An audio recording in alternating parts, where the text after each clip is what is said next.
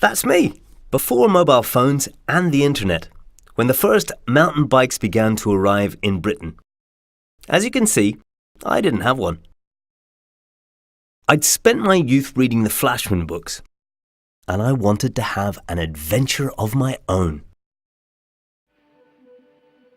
This is Charlie, the only person I knew who had failed a sports science degree. At this point, he had not been struck by lightning or been lost in this jungle. He was going to cycle to Tierra del Fuego. I wasn't totally convinced that he knew where Tierra del Fuego was. It turns out that he did, but it's not local. It also turns out that adventures are extremely hard work. This one took 2 years. Adventures require endurance. I had never camped. I strongly dislike hard work. I had absolutely no endurance. When I got back, I got a job as a TV presenter. Hello and welcome to the 2006 Land Rover G4 Challenge. Charlie and I then hatched a plan to capture the essence of that epic first trip.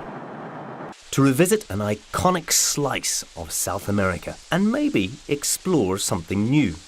We set off into the Atacama Desert, over the Andes. My brain hurt! Oh, I farted and shit. It's alright. Across the Bolivian salt flats and towards Machu Picchu. Perhaps I'd discover that I'd developed some endurance. The new bit we'd found to explore, we were told, had never been cycled before. There were, it turns out, good reasons for that. Interesting television is televising people when they're under stress. It also turns out that endurance is as elusive as a tricky salmon. I reckon I've just had my first nervous breakdown. Upon landing, however, our thoughts were upon mastering the camera and the language. Charlie's just tried to justify the fact that he tried to order 2 more pieces of bread and has ended up ordering so many eggs. Using the new Darling camera hat made with inner tubes and a certain amount of blood, sweat and tears, you can now film your friends in their most intimate moments. Come with me. Hi. How's it going? Get out. I have made a discovery. Hey, we found our cock! No. At altitude, my shits go yellow.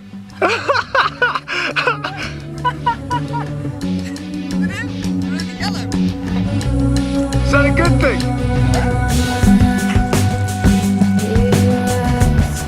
God, that was a good shot.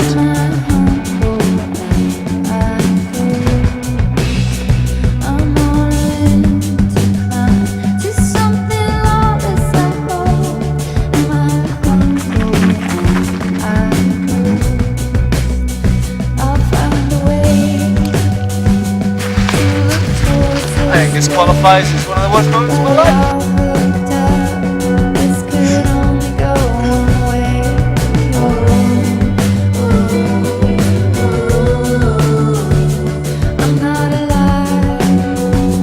I'm at the end, stuck on another pass that will not go down.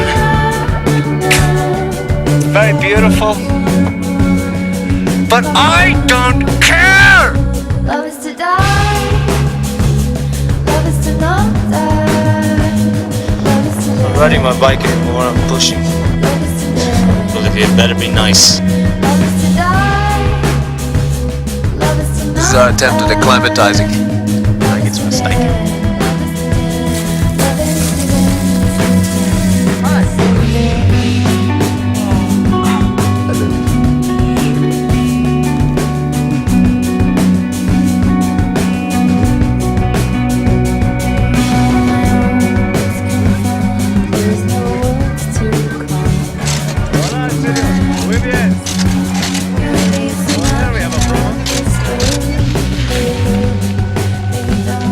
Civilization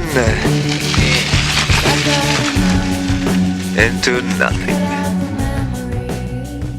We were cycling just through the end of the town and we came past one of the little seated bicycle taxis and we cycled past it and looked in and went, hola, and there are two civilians sitting there with freaking automatic rifles.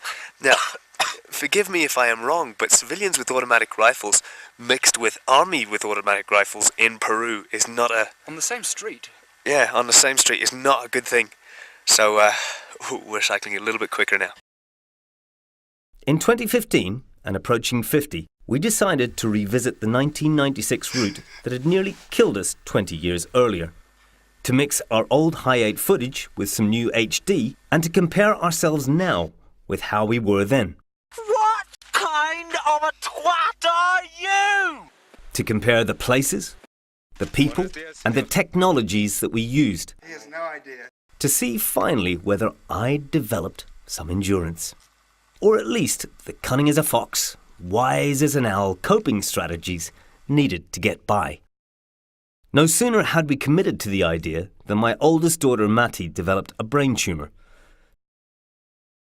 2 months later, Charlie developed stage 3 lymphoma. Shit. Matty's illness shook me to my core, but when it's your children, you have to find a way to get through. Charlie says that the 9 months of chemo reminded him of the hard days on our trips, when you focus on what's immediately in front of you and don't think much beyond that. To be honest, I'm not sure he ever thinks much beyond that anyway. After 3 testing years, everyone has recovered. But I'm over 50 now, and God, some days I feel it. I still like to perform on camera. Turning away from you now. I'm sorry we couldn't give you a more succinct overview on this wine on every level, but that's Amanda's fault from Poole. I've not seen my tent or bike for a while. And Charlie is short of hair and teeth. Should I just leave it there? Probably not.